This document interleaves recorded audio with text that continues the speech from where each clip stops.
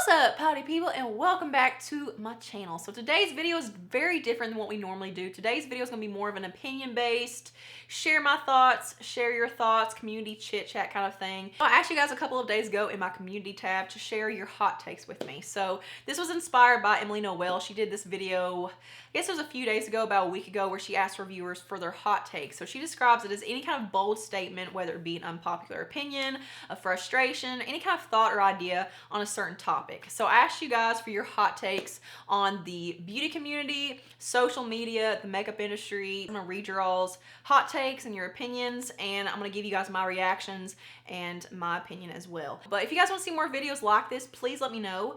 But let's just do the spiel. Before we get started, if you're new here, hello and welcome to my channel. My name is Ashley. I post videos twice a week and we talk about everything from makeup to skincare to hair care to hot takes, literally all things beauty all in one place. Make sure you go and subscribe to my channel and stick around, please. And also turn your bell on so that you never miss an upload. And while we're talking about it, while it's fresh on your mind, go ahead and give this video a thumbs up if you end up enjoying it. And if you want to see more like it, I know you haven't watched it yet, but you're gonna enjoy it. And without further ado, let's get into your hot takes. So one of you guys said, to be honest, I hate when YouTubers act like it's one thing when it's not at all, just to get views. I asked her to explain what she meant because I wasn't really sure what she was saying. And she says basically clickbait. So she says, you know, whenever someone advertises, they're gonna be talking about something, but when you watch, they talk about something completely different. So clickbait is something that I don't really see a whole lot in the beauty community anymore. I feel like, you know, we all do the videos where we have our mouths open, or we're shocked, or we're excited, or whatever. I do those all the time. But I try to look at everything from a creator standpoint and also a viewer standpoint. From a creator standpoint, clickbait, thumbnails, and titles, they're done to get your attention. They're done to get you to click on that video, because YouTube is a very, very big platform, and every year there are just more and more YouTubers uploading. So you have to do something that stands out amongst the rest. Like, you have to create a thumbnail that makes you look different, that captures someone's attention. It's really annoying when someone does do this and it's, you know, like I said, like, it's a complete exaggeration of what they actually did in the video. I don't really click on those videos to begin with, so it doesn't really bother me as much as a viewer. Next up, one of you guys said, I dislike when influencers rave about a product because it's for a sponsored video, and then you watch a declutter and they say, I just don't reach for it anymore. So they decluttered that product. I understand how this looks, and again, I'm trying to look at it from a viewer's and a creator standpoint. Looking at it from afar, it does look like that's deceitful and dishonest, and oh, they took a sponsorship but they didn't even like the product. From a YouTuber standpoint, we're trying so much all the time, so it's easy to forget about stuff that we once loved. You know, I could be obsessed with something and then try something that's better, that, you know, something that works better for me later on. We all forget about products, especially if you're trying so much. It's very easy to kind of push things aside because you're trying newer and better things. Like, there are always newer products coming out that are replacing your old stuff. So, you know, maybe that product became expired. You know, a shelf life of most products, like beauty products, are 18, 12, 24 months. I only watch people that I feel are honest. So, you know, if someone's talking about a sponsored product, it doesn't really bother me. And then someone says, when YouTubers talk up a product that we know stinks, if they get it in PR or make any money on them. This is very subjective. This isn't really something that bothers me, just because everyone has such varying opinions and we all look for different things and we like different things. So, you know, just because you may think it sucks doesn't mean that person thinks it sucks. I feel like you can't really look at that as they're being dishonest or they're just talking about it because of money, because you really don't know. Like, you don't know their heart and you don't know their mind. I just think you really have to gauge and analyze who you're watching. Next up, someone says, opening all their PR on video. I hate it because it just gets people that can't afford all those new releases feeling like crap. I have a college student that can't afford it and then puts it on her Christmas list for me to buy. This is a really good point, and this is something that I haven't really thought about before. Like, this is a very negative side effect of these types of videos. I feel like they definitely have died down quite a bit, but PR unboxing hauls, they're still alive and well for the most part. I know Tati does them almost monthly, and she actually just said in a previous video that she does them because they're one of her most viewed videos. Like, people really enjoy them. People love hearing about fresh and new makeup. I've never been a big fan of PR unboxings or PR hauls. To me, they're very unnecessary. They're boring. They're pointless. I get nothing from them. And it can definitely make you feel like crap. It can make you feel out of the loop. For anyone that has this issue where someone's watching these videos and, you know, creating a little wish list for you to buy, you know, just explain to them, these people are getting it for free. Like, if they weren't doing this as a job, as a career, they wouldn't have this makeup either. You know, the problem is these brands are sending them PR because it's a lot cheaper to send PR than it is to create a commercial or to create an ad. So it's just marketing, and it's just a business tactics. And then Lisa says, boy brows, why? It just looks messy and in need of a good tweezer.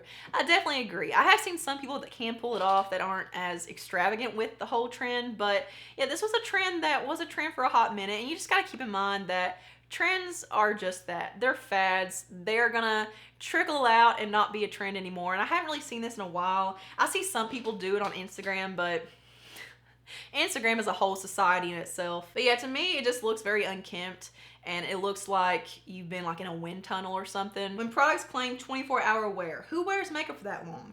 Product claims in general need to be reviewed a bit more by companies. Yeah, this is something that definitely does frustrate me, especially when it comes to face products. When it comes to eyeliners, mascaras, stuff like that, that doesn't really bother me as much, but I feel like this kind of promotes people to wear it for how long it says is like you can actually wear it for. Like, no one needs to be wearing makeup for 24 hours. So yeah, this is annoying, and it's not substantiated. Like, there's very, like, they may test that claim like a couple of people, and it's like, okay, what's your idea of 24-hour wear? As long as it's on?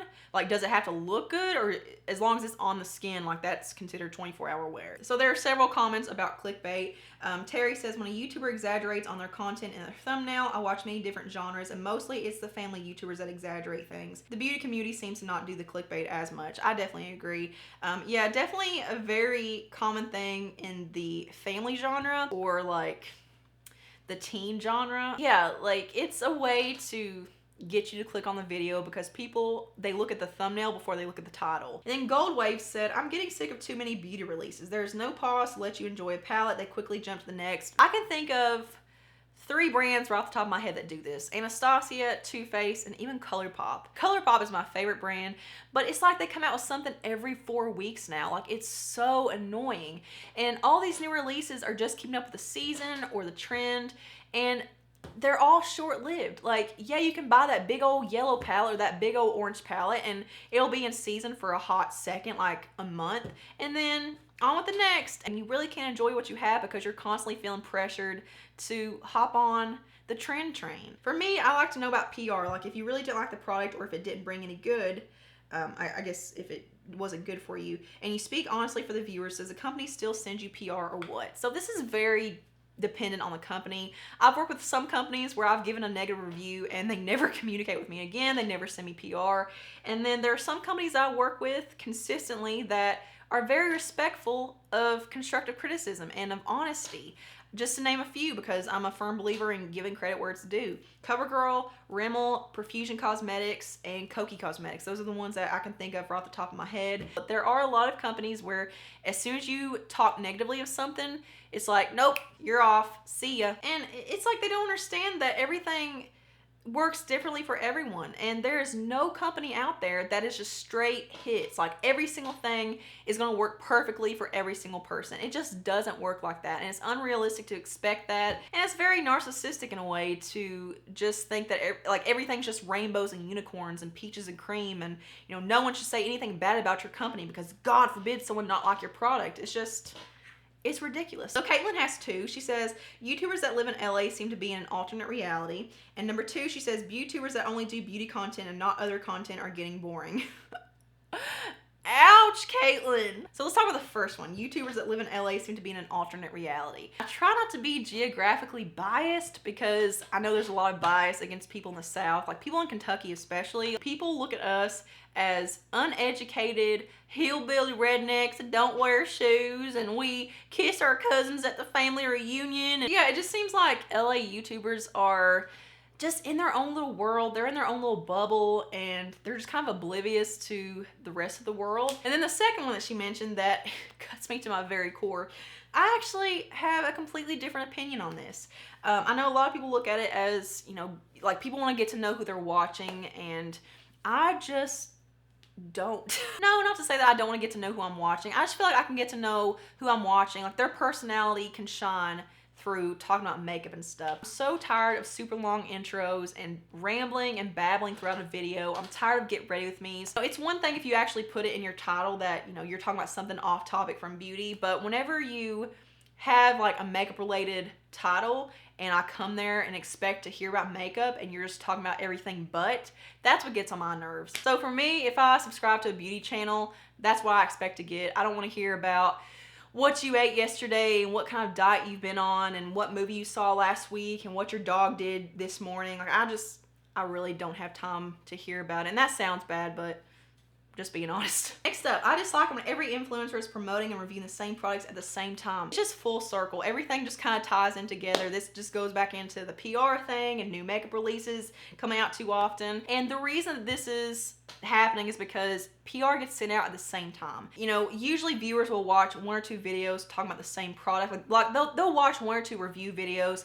They'll get their idea, like they'll make up their mind, they'll move on. So as a YouTuber, you want to be one of the first people to actually make a video about it. So that's why you used to see a ton of first impression videos. You have been seeing PR unboxing hauls and stuff like that. People want to be the first ones to make a video on it. If you wait too long to talk about a product, you're basically irrelevant, and whatever is new and trending is going to get the views. Again, people say that, you know, they don't want to hear about new makeup and they want to stick to what they have, but when it all comes down to it, like when it's all said and done, people love hearing about new makeup. And then Rhea, I'm not really sure how to pronounce that, I'm sorry, says, oh my god, I would love to see your opinion on PR. I mean, I guess it just kind of depends on how you look at it. It can be a mutualistic relationship between brands and creators, because like I said, as a creator, you definitely want to talk about the new stuff. I definitely feel like it's beneficial to both creators and brands, but probably more so brands. I feel like brands come out with the best return on their investment. They get free advertisement pretty much. I mean, think about it. If you only have 30 people on your PR list, and that's a pretty high number, but you may send each person $300 or $400 worth of product. That's nothing out of their pocket, you know, compared to spending, you know, about $1 million on a commercial. Your transaction rate is free product. Free product doesn't pay the bills though. There are pros and cons to it. But it's definitely more beneficial to the brands. So now I'm gonna get into a couple of the longer comments. Jolene had a lot to say, and Jolene, girl, I feel ya. Number one, she says, promoting FOMO culture. Why are we as consumers constantly feeling the need to buy more and more makeup when we are never going to use it all and fully enjoy the purchase? We spend tons of money on stuff that after a few uses sits in a corner or a drawer collecting dust. I think if we stop buying so much every time there's a new release, the brands will slow down this need to put something out every month or even couple of weeks and can actually focus on doing something unique, new, innovative, and creative. This is my exact thoughts in such a beautiful written way. We don't need every single new purchase, and we vote with our dollar. We vote with our views and our dollar. Like, that's promoting such like a needy, privileged, entitled message, because no one needs that much makeup. And I feel like it really makes everything lose its luster. Like, even if it's something that is really, really pretty and it's something that appeals to me, like ColourPop just come out with a new, what I think it's called the Whatever palette. It's beautiful and I love the color selection, but I can't get excited about it because I'm still on like 10 palettes ago. Like, I'm still trying to, you know, figure out if I want to buy the palette that they came out with like 5 months ago. So they just need to slow down. Number two, she says, cancel culture crap. Oh my god, can we just stop the bandwagons and the cyberbullying already? Can we just agree to disagree in a mature, respectful, civilized manner? Consider what we are teaching to younger generations. If you don't like, support, agree with something, then don't buy it. Don't engage in it. Just keep moving on and let it go. We have enough hate and discontent in this world. Why add more? People aren't unredeemable. People aren't unforgivable. It's sending the message that it doesn't matter what you say or what you do. Like, if you mess up, there's no room for you to grow. There's no room for you to do better and change. If you don't want to support someone, just simply don't support someone. You don't have to seek them out and make sure that they know that you're no longer supporting them. Then she says, why are we all striving to look like these IG models? Nobody needs that much makeup on their face. It's fantastic in the camera lighting, but look at them out and about. Tammy Faye Baker or Mimi from the Drew Carey Show is all I'm saying. Yeah, I totally agree with this. You know, these are techniques that are done to be more bold and to actually show up better on camera. It doesn't look that good in person. You know, the bold brow and the cut crease and the sharp contour and the baking and all that stuff, it's not even what makeup artists usually do. Like, if you follow makeup artist accounts, like, I highly recommend Googling, like, research actual makeup artists, not makeup enthusiasts, not Instagram makeup artists or YouTube makeup artists, actual working makeup artists. They use completely different techniques, and what you're gonna find is that what they do is more like what we actually want to look like, you know, skin-like, natural finishes, super glowy, super dewy, you know, soft eyeshadow, not the super dramatic, bold false lashes. Like, it's actually realistic and it's actually achievable. So the last hot take is a pretty long one, and I wanted to say this for last because it is more controversial. I think that it's something that needs to be talked about, and,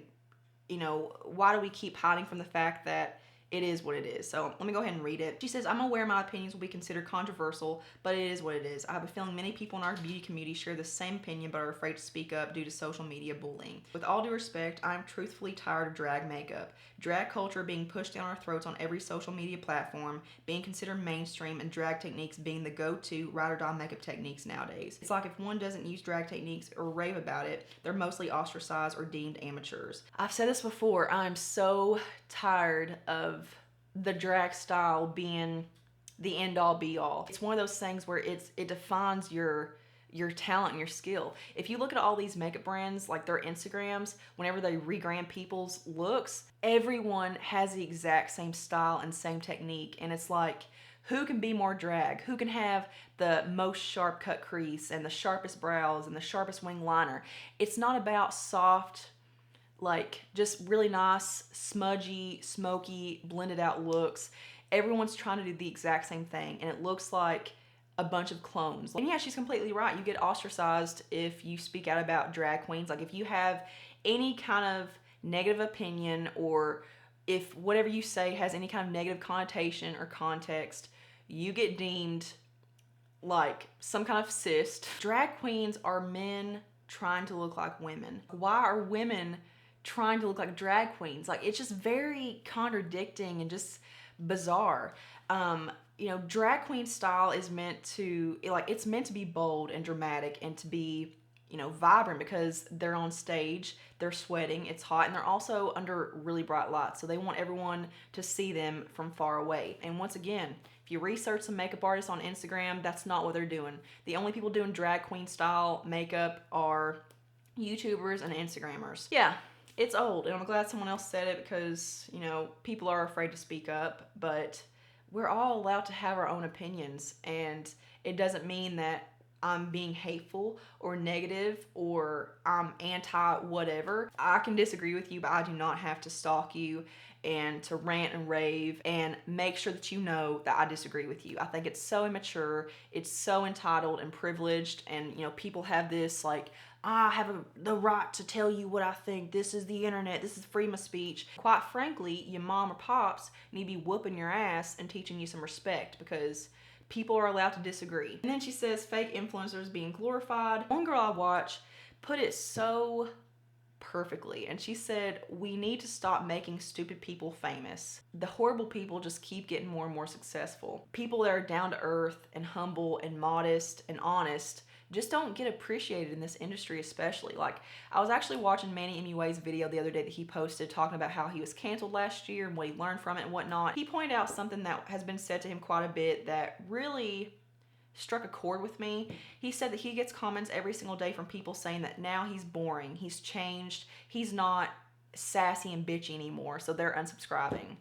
Why do we glorify sassy and bitchy? If that were a woman acting that way, that would not go over well. Why do we not accept people that are just kind? We glorify people for being in the spotlight, for being problematic. And that was really sad, and that's got to be very discouraging for him. So 14 hours in the making, and that is it for my hot takes. And for your all's hot takes, I appreciate you all for taking the time to send in your hot takes and your statements. But yeah, thank you all so much for watching. I really hope you enjoyed it, and if you did, give it a thumbs up, and I hope you decide to stick around and subscribe to my beautiful community, and I will see you guys in my next one. Mwah.